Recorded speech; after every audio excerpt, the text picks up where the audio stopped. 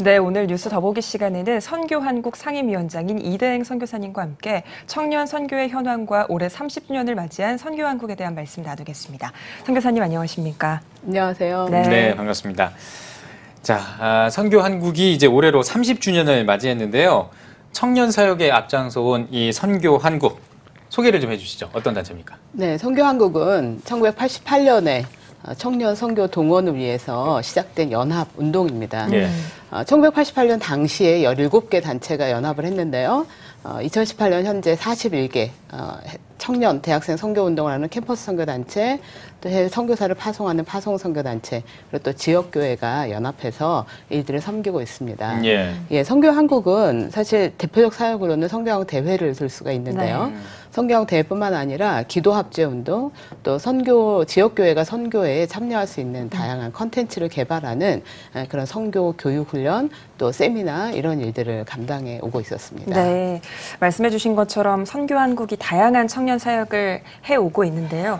선교한국이 생각하는 선교는 어떤 의미인가요?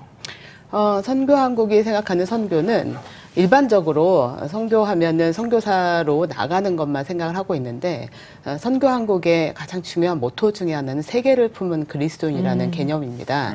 하나님의 백성인 이 교회가 각자의 삶의 부르심의 영역이 있고, 그 삶의 영역에서 예수 그리스도의 십자가의 그런 그 구속의 은혜를 각자의 삶의 현장에서 구현하는 일이죠. 선교한국은 그런 부분들을 포함하는 하나님 백성의 선교가 이 땅 변화의 핵심이라고 보고 있고요. 그 핵심에는 특별히 선교한국에서 강조하고 있는 영역이 있습니다. 무엇이냐면 누군가가 반드시 찾아가서 복음을 전하지 않으면 복음을 들을 수 없는 그런 사람들에게 우리가 가야 한다. 이게 소위 말해서 우리가 흔히 이야기하는 선교사라는 개념이죠. 자기 삶의 영역에 터전을 떠나서 다른 문화권에 복음을 전하러 가는 일들, 이것을 포함하는 선교, 이 총체적인 선교를 선교한국이 지향하는 선교다, 이렇게 보시면 되겠습니다. 네. 참 오늘날 우리 한국교회가 직면한 가장 큰 문제 중에 하나가 다음 세대가 급감한다라는 문제입니다. 뭐 그 수 자체로도 급감을 하겠습니다만 또 교회 안에서의 다음 세대 비율도 좀 줄어드는 게 현실인데요. 이런 상황에서 선교한국이 바라보는 우리 이 청년 선교의 현황 어떤지 좀 궁금하거든요. 네, 뭐 사회적으로 인구가 줄어들고 있는 것은 우리가 피할 수 없는 현상이죠. 그것은 교회도 마찬가지라고 봅니다. 그런데 저는 여러 가지 이유에서 그런 사회적인 흐름에 교회가 속해 있으면서도 동시에 사회적인 흐름에 가장 혁명적인 변화를 이끌 수 있는 그런 공동체가 바로 교회가 아닐까 하는 생각이 듭니다. 실제로 조사를 해본 결과는 2015년에 통계청에서 발표할 때 사실 기독교 인구가 950만 정도로 얘기가 돼 있고, 근데 이제 반면에 청년층에서는 한 68%가 종교가 없다. 이런 통계가 나왔습니다. 그런데 그중 종교가 없는 가운데서도 청년들이 약 18% 정도가 개신교를 믿고 있다. 이렇게 이야기를 하고 있죠. 뭐 숫자가 우리에게 낙관적인 전망을 줄 수는 없지만 사실은 한국 교회가 사실 가정 종교화된 경향이 있습니다. 사실은 우리 엄마 아빠가 교회를 다니니까 나도 교회를 다닌다. 뭐 이렇게 해서 이제 마킹을 한 거겠죠. 저는 이제 그런 그 상황 속에서 청년 사역이 어려워진다. 이런 이야기들을 우리가 심심찮게 듣고 있는데, 이 이야기는 내가 기독교인으로서 마킹은 하지만 기독교에 대한 이미지가 전반적으로 좋지 않기 때문에 뭐 교회나 또 구원의 확신에 대한 이해가 지금 젊은 세대들에게, 교회 안에 있는 젊은 세대들에게 조금 다르게 이해되고 있다. 이런 부분이 있고요. 또 하나는 사실 전도를 하려고 해도 기독교의 이미지나 또 여러 형태 속에서 쉽지 않은 형국인 건 분명합니다. 또 뭐 그 캠퍼스 전도만 하더라도 사실 여러 가지 취업이라든지 사회적인 압박 때문에 사실 복음이나 이런 것에 관심을 기울이거나 뭐 호의적으로 반응하는 일들은 상당히 좀 줄어들었다. 이런 부분들이 위기가 아닐까 그런 생각이 듭니다. 청년 선교의 현실을 여러 가지 측면에서 짚어주셨는데요. 그러면 어떤 부분이 가장 어려우신가요? 저는 청년 선교에 있어서 특별히 뭐 지금 세대만 어렵다 이렇게 생각하진 않아요. 그러나 아까도 말씀드렸지만 우리가 사회적인 현상 속에서 자유로울 수 없는 게 또 기독교인들이고 기독교인들이 사회 구성원으로서 사회의 어떤 큰 흐름, 뭐 신자유주의라든지 종교에 관심이 없어지는 그런 형태라든지 뭐 이런 면에서 사실 어려움이 있죠. 어려움이 있고 이제 그 가운데서 저는 내부적인 어려움이 좀 있다고 생각합니다. 그 내부적인 어려움은 기독교인들 안에 저를 포함해서 하나님의 사역을 하는 사람들 안에 혹시 이런 시대적인 흐름에 너무 섣불리 더 먼저 낭망하거나 또 혹은 대안을 찾지 못해서 혹은 대안을 찾기가 어려울 거다라는 그런 선제적인 그러한 이야기들이 혹시 우리 사회의 가장 어려움은 아닐까 그런 생각을 합니다. 왜냐하면 복음이 어떤 형태든지 뭐 저도 개인적으로 마찬가지고 이 복음을 통해서 내가 내 자신의 혁명적인 변화를 이뤄왔고 또 우리의 그런 기독교인들의 혁명적인 그런 의식의 변화가 사회의 변화에 굉장히 중요한 역할을 했거든요. 그렇다면 지금의 청년들이 방황하고 또 삶의 어떤 뭐 방향이 뭐냐 이런 거 고민할 때 어쩌면 복음이 가장 중요한 답을 줄 수 있는데 혹은 우리가 다른 형태로 좀 고민하면서 이런 가장 그 힘 있는 어떤 본질적인 영역을 놓치고 있는 그런 일들이 사실 내부적인 어려움이 아닐까 그런 생각을 합니다. 네.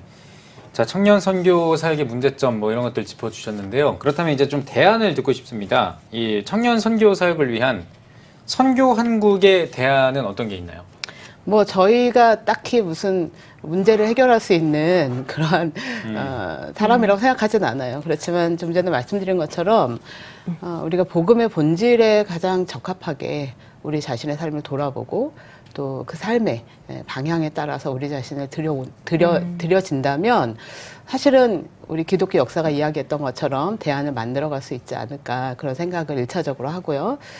또 하나는 선교 한국의 입장에서는 이제 청년 선교라는 그런 측면을 집중을 합니다.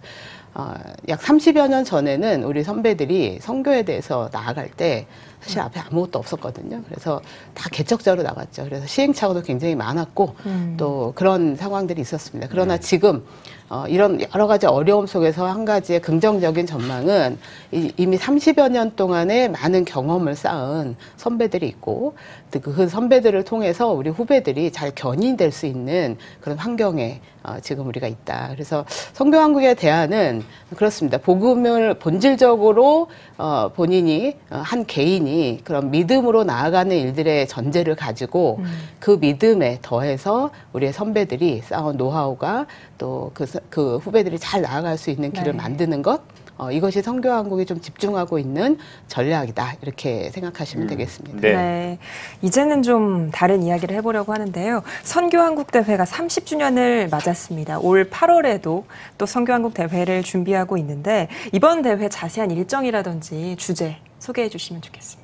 네, 선교한국은 앞서 말씀드린 것처럼 저희가 다양한 대안을 좀 모색을 하면서 30여 년간 변신을 거듭해 왔다고 생각합니다. 그 중에서 지난 8년간 선교한국이 사실 21세기에 가장 적합한 하나님 나라의 선교운동은 무엇이냐, 청년 대학생들은 어떤 환경에서 이걸 돌파를 해야 되냐 이런 고민들을 해왔고요. 그런 고민들을 모두 고민들의 어떤 정점을 녹여낸 대회가 이번에 2018년 대회가 아닐까 하는 생각이 듭니다. 2018년 대회는 다음 주에 시작이 됩니다. 8월 6일부터 10일까지 세종대학교에서 진행을 하고요. 라는 주제로 진행을 합니다. 리콜, 리바이블, 리튠, 리빌드 이런 개념으로 선교한국 대회가 아마 한국교회에 정말 이렇게 큰 반향을 일으키지 않을까 그런 생각을 합니다. 네. 사실 뭐 이번 30주년 기념대회 말고 그 전에도 2년에 한 번씩 또 선교한국에서 대회를 진행해 왔지 않습니까? 그 대회를 진행했던 목표, 목적 왜 하셨던 겁니까, 그동안? 이 목적은 제가 앞서 말씀드린 선교한국이 선교를 어떻게 규정하느냐 이것과 연관돼 있다고 보시면 됩니다. 선교한국은 한국의 모든 그리스도인들이 세계를 품은 그리스도인으로서 자신의 삶을 하나님 나라의 영역에 드린다. 그 방향이 내가 지금 이 땅에서 잘 먹고 잘 산다 이런 것이 아니라 주님께서 다시 오시는 그날 결국 종말론적인 사고가 선교한국의 가장 중요한 선교적 목표고요. 주님이 오실 때까지 우리가 삶의 영역에서 어떻게 하나님의 뜻을, 하나님의 정의를, 하나님의 평화를, 하나님의 기쁨을 이 땅 가운데 선보할 것이냐. 네, 이런 관점에 각성을 일으키는 대회다. 이렇게 보시면 되겠습니다. 네. 실제로 선교한국이 선교한국이라는 명칭 때문에 사람들은 선교에 헌신한 사람만 소위 말해서 선교사로 가는 사람만 선교한국에 가야 된다. 이런 오해를 하고 있는데요. 선교한국의 대상은 모든 그리스도인입니다. 그리고 모든 그리스도인들이 선교의 부르심을 받은 예수님께로부터 보내심을 받은 그런 공동체다. 그래서 우리의 역할들은 분명히 있다. 이런 생각들을 계속 확장시켜 나가는 것, 이것이 핵심적인 목표라고 할 수 있죠. 네. 이번 대회에서도 여러 가지 프로그램들이 좀 진행되지 않을까라는 생각을 해보는데요. 특별히 좀 집중하거나 주목하고 계신 일정들이 있을까요? 네, 말씀드린 대로 이번 대회 주제는 리입니다. 다시라는 개념이기도 하고요. 우리가 다시 그걸 이제 세운다 이런 개념인데, 이 리의 그 핵심에 리 바이블이 있습니다. 리 바이블, 뭐 부흥 이게 아니라 리 바이블로 돌아간다, 성경으로 돌아간다 이런 이야기인데요. 말씀 안에서 우리의 부르심을 조명한다, 그 리콜이죠. 그리고 말씀으로 우리가 조율한다, 리튠, 또 말씀으로 우리가 다시 세워간다. 그래서 리빌드 이런 개념의 흐름입니다. 프로그램 하나하나가 굉장히 그 밀도 있는 영역으로 진행이 돼 있고요. 프로그램 하나하나마다 프로젝트 팀이 따로따로 준비할 정도로 굉장히 그 준비되어 있는 그런 프로그램이라고 보실 수가 있어요.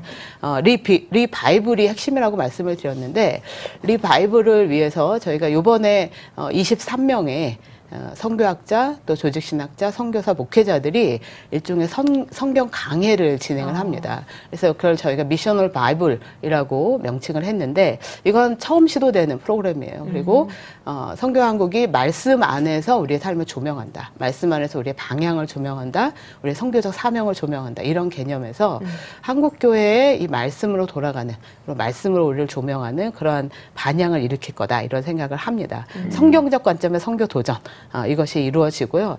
또 하나는 이제 참가자들이 30일 전부터 하나님 백성의 큐티라고 하는 SNS 큐티를 저희가 쭉 같이 해오고 있어요. 그래서 이번에 주제가 리라는 개념의 핵심이 바이블에 있다. 이것이 이번 대회에 굉장히 좀 눈에 띄는 그러한 프로그램이 아닐까, 그런 생각을 합니다. 네. 그 앞서서 청년 세대 이 선교가 쉽지 않다, 뭐 어렵다, 뭐 이런 얘기들도 저희가 늘 많이 했었잖아요.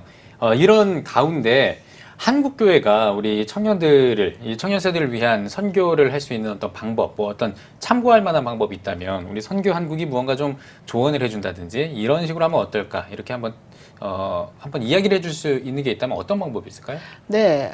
선교한국이 그런 고민들을 많이 합니다. 저희가 명제를 이야기하지만 그 명제에 따라서 실제로 어떻게 삶에서 구현을 할 거냐. 이것은 사실 선배들이 후배들을 가장 잘 섬길 수 있는 영역이라고 생각합니다. 이를 위해서 제가 앞서 말씀드렸지만 8년 동안 선교한국의 변화를 위해서 상당한 그런 노력을 기울여 왔습니다. 그 중에 한 5년을 저희가 3가지 연구 프로젝트를 진행을 했고요. 그 중에 하나가 선교한국 2018년 이후에 향후 10년 동안의 한국교회는 어떤 선교적인 아젠다를 갖게 될 거냐, 어떤 고민을 하게 될 거냐, 그 가운데 선교한국이 집중적으로 조명해야 될 것이 무엇이냐, 그것이 지금 선교한국에 참여하는 청년들에게 굉장히 중요한 삶의 방향들을 이야기할 거기 때문에 그런 준비를 했습니다. 그래서 이것을 목요일 날 저희가 한국교회 미래 이슈라는 프로그램으로 진행을 하고 있는데요.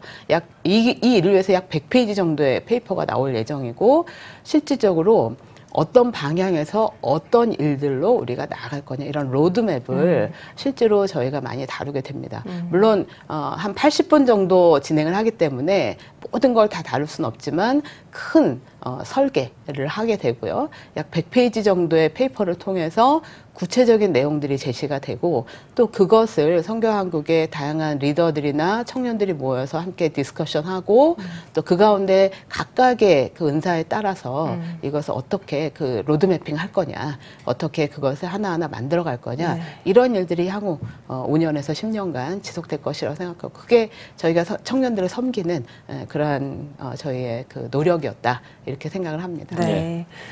선교사님의 양력을 좀 보니까요. 선교한국에서 홍보 간사라든지 사무국장, 실행총무 등 여러 가지 역할을 하셨거든요. 사실 선교단체가 참 많잖아요. 근데 선교한국만이 가지는 특별한 점이 있다면 어떤 것들일까요?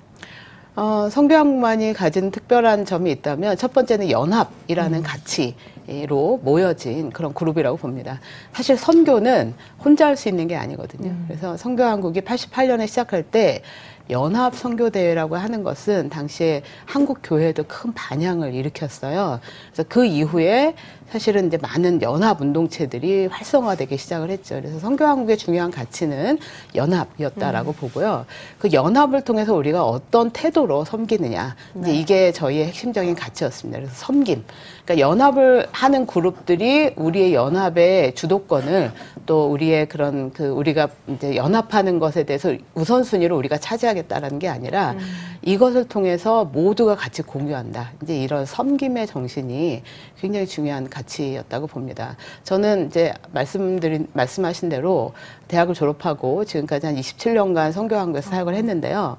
이런 연합과 섬김이라는 가치가 너무나 아름답지만 사실은 굉장히 쉽지 않은 그러한 일이라는 것을 몸소 체험을 했습니다. 근데 그런 걸 통해서 하나님께서 이 한국 선교의 이 연합과 섬김의 가치로 있는 선교한국을 아마 너무나 귀하게 여기시지 않았을까 이런 생각이 들고요. 제가 많은 선교계의 흐름과 또 선교 역사를 봤을 때 세계 교회사에 있어서 선교 한국은 아마 굉장히 의미 있는 그런 요소로 아마 쓰여질 거라고 봅니다. 그래서 한국 교회에 하나님이 주신 선물 이것이 선교 한국이었다 이런 것으로 특징을 지을 수가 있습니다. 네. 예. 지난 30년 동안 참 많은 사역을 감당해 왔던 선교 한국이고요. 또 앞으로 또 30년을 바라보는 이 시점에서 어떤 계획이 있으신지 궁금합니다. 선교 한국이 제가 말씀드린 그런 다양한 프로그램들이 연속성상에 있다 이렇게 보시면 되겠습니다. 선교한국의 미래를 어떻게 견인할 거냐. 선교한국에 참여하는 청년들이 실제로 선교한국을 통해서 선교에 대한 인식을 갖게 되기 때문에 이들이 지역교회에서 활동할 뿐만 아니라 이들 가운데 한국교회의 미래의 자원들이 만들어지거든요. 그래서 선교한국이 갖고 있는 가치, 연합이나 섬김의 가치가 계속 지속될 것이고 더 성숙하게 될 겁니다. 또 21세기라는 환경 안에서 우리가 청년들이 놓여있는 환경 또 그들이 갖고 있는 압박 문제들을 결코 어떤 믿음이라는 것 때문에 우리가 그 하나로 몰아가는 것이 아니라 실제로 우리가 어떻게 그 문제들을 해결해 나갈 수 있냐 또 우리가 믿음이라는 변치 않는 그 고백 안에서 이 변화하는 세상에 어떤 형태로 이들이 아주 능동적으로 하나님의 나라를 섬겨갈 거냐 이런 다양한 전략들을 개발하는 일이 향후에 선교한국이 집중하고 있고 또 계속해서 감당해야 될 과제라고 여기고 있다 이렇게 보시면 되겠습니다. 네. 마지막으로 한국교회 성도님들께 당부의 한 말씀 부탁드립니다. 네, 가까이에는 일주일 후에 있을 선교한국 2018 대회를 위해서 기도해 주시고 관심을 기울여 주셨으면 좋겠습니다. 참여하실 수 있는 그런 자리가 아직은 있습니다. 그래서 세종대학교에 오셔서 선교한국에 참여하셔도 되겠고요. 또 혹시 참여를 못 하시는 분들은 지금 이 기간 동안에 마지막 준비하는 기간과 또 대회 기간을 위해서 기도해 주셨으면 좋겠어요. 한국교회의 미래를 만드는 일이고 한국교회 선교의 미래가 지금 그 안에서 가늠이 되는 그런 시간이기 때문에 성도님들의 기도가 실제로 그 일을 먼저 앞서서 길을 여시는 것이라 생각하고요. 그래서 기도와 또 관심 이런 부분으로 함께 해주시면 저희가 큰 힘을 얻겠습니다. 네, 알겠습니다. 오늘 뉴스 보기 시간에는 선교한국 이대행 상임위원장님과 함께 이야기 나눠봤습니다. 선교사님 오늘 이렇게 말씀 고맙습니다. 고맙습니다. 감사합니다.